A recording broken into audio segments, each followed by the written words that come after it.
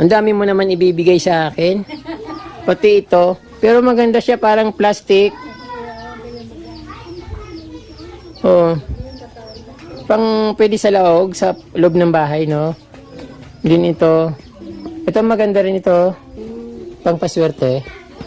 Kapag limang Kinuakos na sa bukid. 5 dahon lang talaga ito, pero kapag nag-anim daw, sobrang swerte mo na. Ayan. Talaga. Oo, palakihin mo. 6 na yan, oh. Lucky plant yan, ilagay mo sa may pintuan. Malay mo yung epekto niyan sa iyo. Yung tuloy-tuloy yung swerte mo.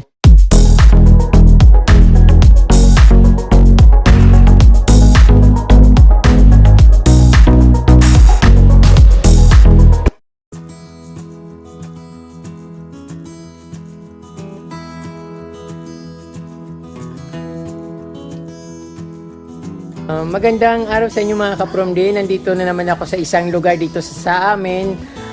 Talagang dumayo ako dito para manghingi ng halaman. Kasi sometimes naipakita ko na to sa inyo at alam kong nagustuhan nyo ito. Pero ngayon, hindi ako nandito para bumili ng halaman, kundi humingi ng halaman. Dahil alam kong bibigyan nila ako. So, tara kaprom din, titingnan ko lang at try ko lang kung anong bibigyan niya sa akin na halaman ng aking cousin or asawa ng aking pinsan.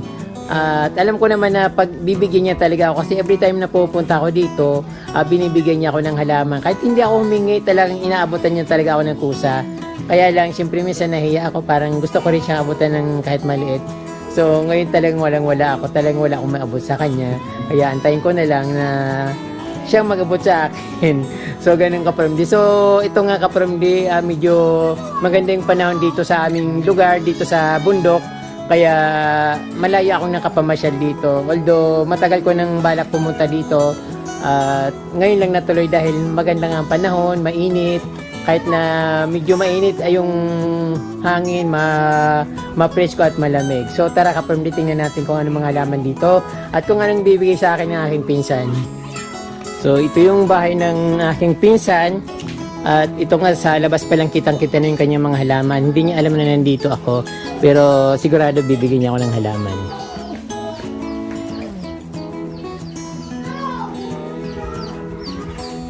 Tao po! Hello, nandito na naman ako para manghingi ng halaman. Balita ko may mga tinda ka raw ng mga gandang halaman sa may sa may kapihan. Iya po. Anong mga tinitinda mong halaman? Pixel plant. Ato, birdnest ang apod kayo ang tawag dito, birdnest.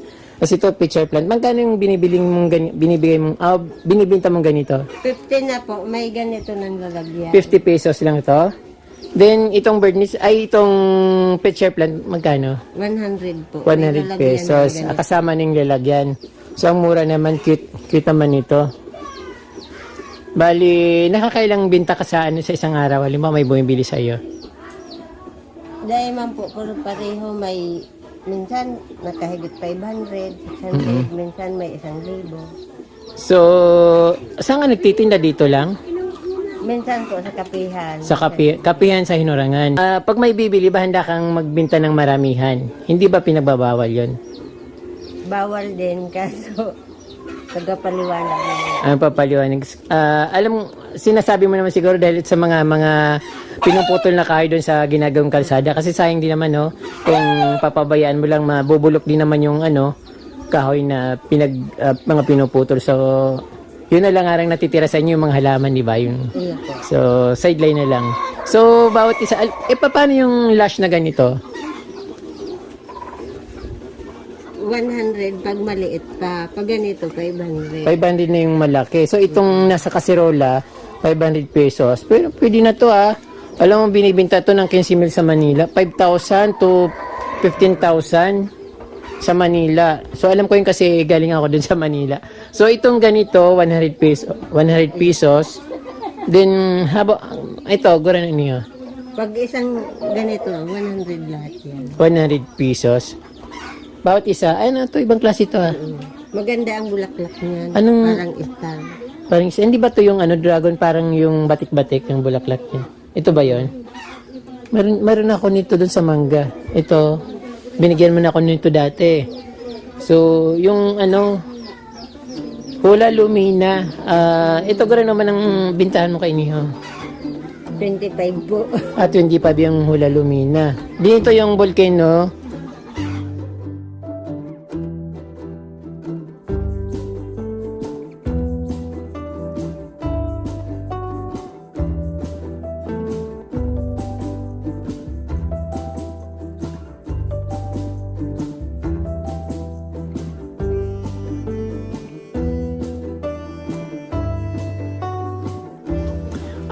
Pag bibili, mayroon ka bang number?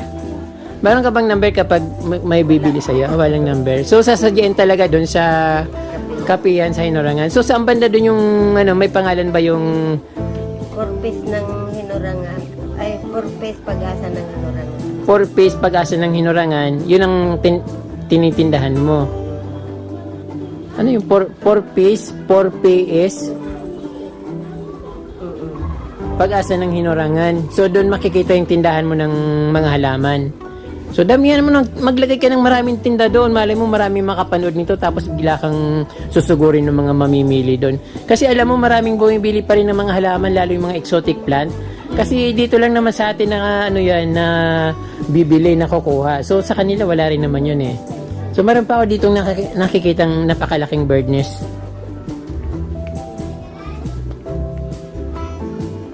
Ito ang taba ng bird nest. Ito nasa puno. Ang ganda siya. Then ito. Yung bird nest na malaking ganito, magkano? 150. 150 lang ito? Wow, 150. Sulit na yun ha. At itong turtle vine.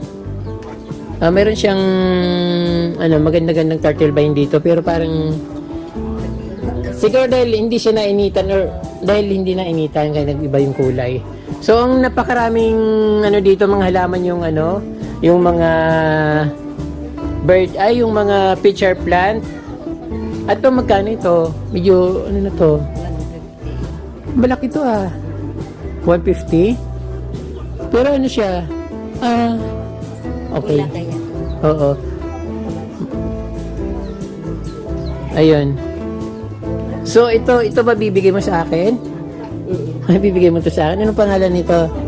Hindi ko pa po alam. Orchids. So, Yan ang bulaklak niya. ang taas kasi hindi ko maano. Pero ang ganda niya. Ika lang. Hindi ko makita malayo. Nasa taas masyado. So, ayun. Ito pala yung sinasabi mong maganda. Kakaiba nga yung bulaklak. Hindi ko alam kung anong klaseng orchids ito. Maganda eh. Tumatagal ba yung bulaklak nito? 4 na araw. 4 na araw yung bulaklak niya? Hindi, 4 na araw na ito. Ang 4 na araw na yung bulaklak. So maganda nga maganda. Siguro mas lalaki pa siya kapag mataba yung halaman, no? Binibinta mo yan? Hindi pa. Wala, kung may bibili, bibinta mo. Maganda siya, unique. Kakaibang orchids. So ngayon lang ako nakakita ng ganyan. Then, sabi niya, ibibigay niya ito sa akin. Nakakahiya, no? Ito pa nga. Sabi mo mayroon ka pang ibibigay sa akin na orchids. Ay, halaman. Anong bibigay mo sa akin?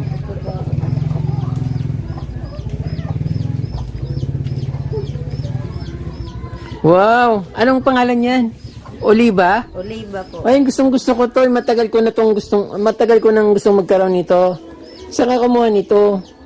Laman po ng malaking yan. Siya, nagsupang.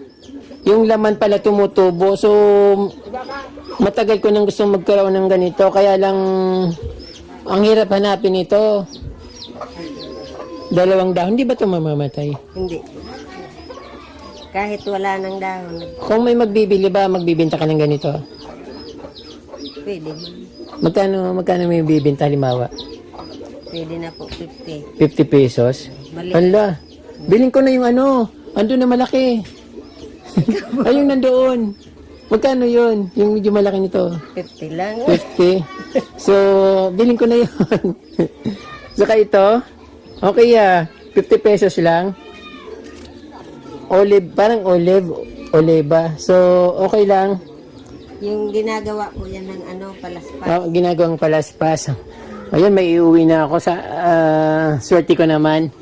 At buti na lang pumunta ako dito kasi may bibigay pala sa akin. Tapos bibiling ko yung isa, 50 pesos. Wow. Bongga na yung araw ko ngayon. Sa tabak ba? So, Tika, ito, binibinta mo rin ito. Iyo po. Nakalimutan ko ng pangalan nito eh. Parang, Yung alam ko lang po, bonsai. hindi siya bonsai eh. Kaya Parang, galing sa'yo naman. ito, magkano isa nito? 50 po. 50 pesos. So, alam ko ng pangalan nito kasi meron ako nito dati. 50 pesos. Ay, ibibinta mo rin dun sa 4-piece pag-asa ng Hinaran. hinurangan. So, kita-kits na lang dun sa 4-piece pag-asa ng hinurangan. Sa kapihan sa hinurangan. So, marami ka palang bibinta dun. Kasi ito, marami ako nito eh. Then, ito binibinta mo rin. Tricolor.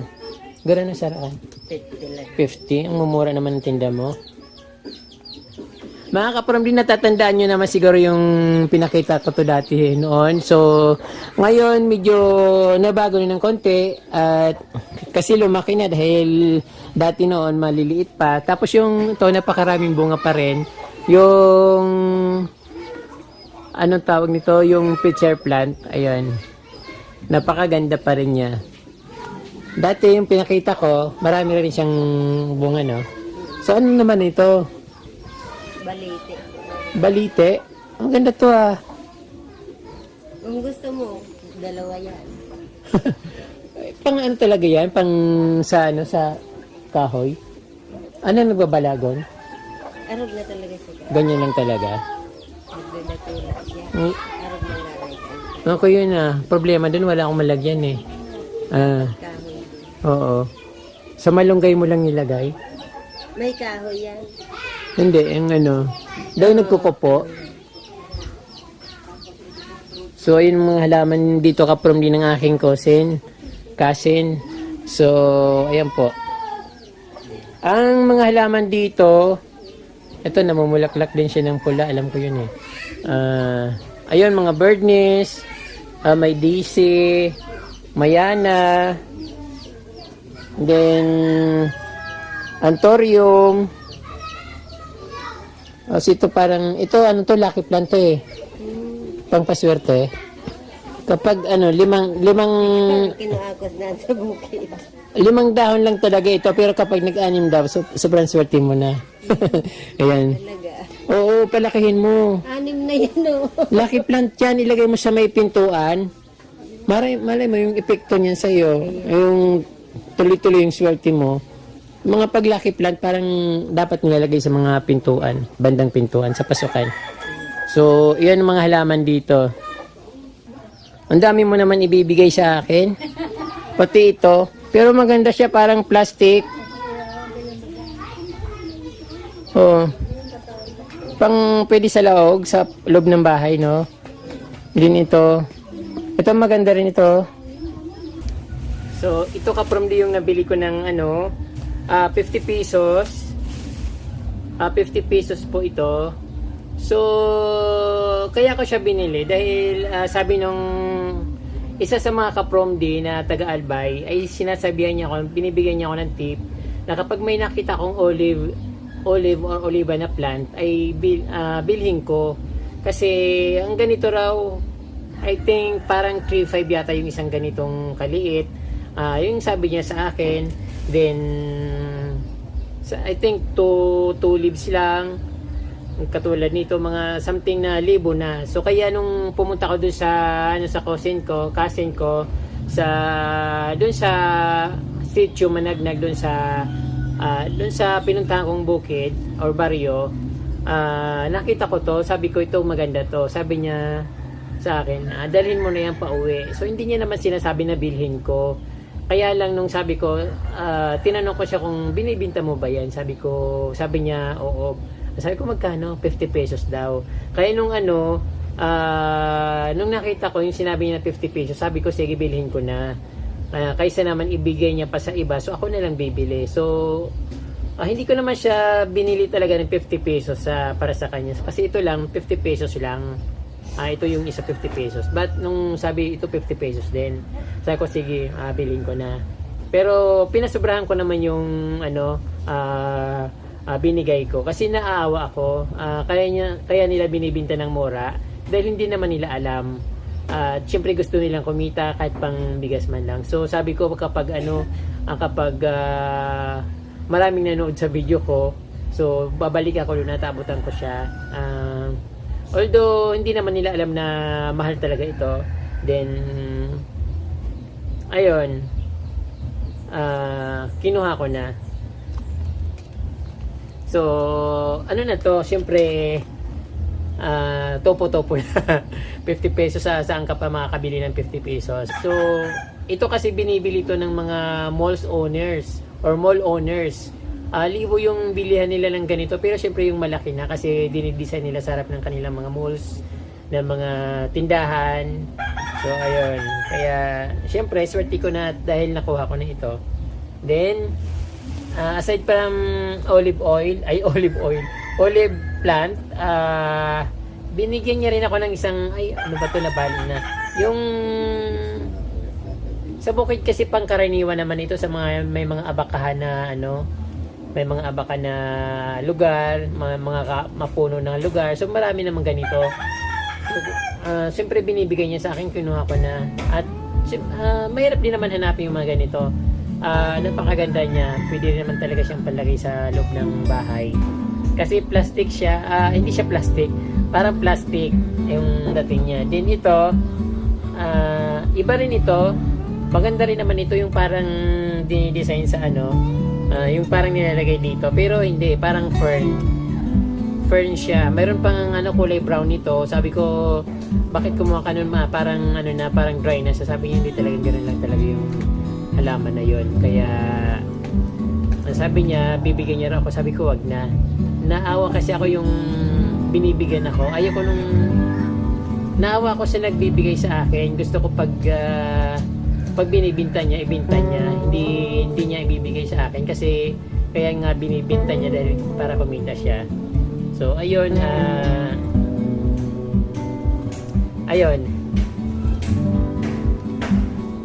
then ito another yung binigay niya sa akin na orchids, yung sabi niya nga yung pinakita nga sa akin na namumulaklak. So namumulaklak na yellow, kakaiba rin naman siya kaya maganda, sana lumaki at mamulaklak din katulad nung orchids niya. Although binibigay niya na sa akin yung nandoon na nakabitin, sabi ko wag na, ibinta na lang nila para kumita sila. So ito binigyan pa rin ako. So ayun mga ka-Promdi. Ayan po mga ka-Promdi, uwi ako sa amin ng masaya. At syempre masayang masaya dahil nakauwi ako ng halaman na hindi ko expected na magiging akin. So ganun naman talaga siya dito pag pumupunta ako. Talagang binibigyan niya talaga ako ng halaman kahit hindi ako humingi. Basta tumingin ako ng halaman, sinasabi niya kagad, uwi mo na yun kuya, uwi mo na yun manoy. So ayun, talagang ganyan talaga yung dito, patakaran niya kapag pupunta ako. So hindi na logi, sulit na sulit yung pagpunta ko dito. Kaya mga ka-Promdi, pumunta rin kayo dito minsan at siguro mabibigyan din kayo. Anyway mga ka-Promdi, nagtitinda pala ng halaman ang cousin ko doon sa may kapihan sa Hinurangan. Murang-mura lang yung mga exotic plant. Pwede nyo tawaran kung gusto nyo magtawad. Basta wag naman yung sagarin kasi kawawa naman. Matagal nilang pinapalaki yun. Katulad ng pitcher plant, binibinta nila ng 100 pesos. So sa iba kung bibili yon, kung doon na talaga sa mga tindahan ng mga halaman, nasa mga siguro 500 yung pinakamaliit at hanggang 5,000 or even 15,000 kasi yung nakikita ko dun sa mga tindahan ng halaman sa Manila. So pero dahil nandito naman sa probinsya, pwede nyong mabili ng mura doon sa 4-piece Pag-asa ng Hinurangan sa Barangay Hinurangan sa bandang highway lang. So pag pupunta kayo din sa kapihan sa Hinurangan, makikita niyo yung tindahan niya. So 50 pesos, then meron siyang mga tinda na may 25 ba? 50 lang yung pinakamura na tinda niya. So pakiawin nyo na ka-Promdi kasi bibihira yung mga halaman na ganun. Pag naubos yun, wala na. Kasi hindi naman siya nanganganak ng nanganganak. Hindi siya katulad ng ibang halaman na pwede mong paramihin. So yung mga pitcher plant, yun na yun. So lalago lang siya ng lalago pero napakahirap kung ilang taon bago mo siya mapadami. At siyempre, ayun, dahil rare siya, kailangan agapan. So ayun po mga ka-From D, salamat po sa inyong panunood at huwag niyo pong kalimutan mag-subscribe at pindutin po yung notification bell para updated po kayo sa aking mga bagong post na videos. At yan po, maraming salamat po ka-From D at Happy New Year po ulit sa inyong lahat. Diyos mabalos!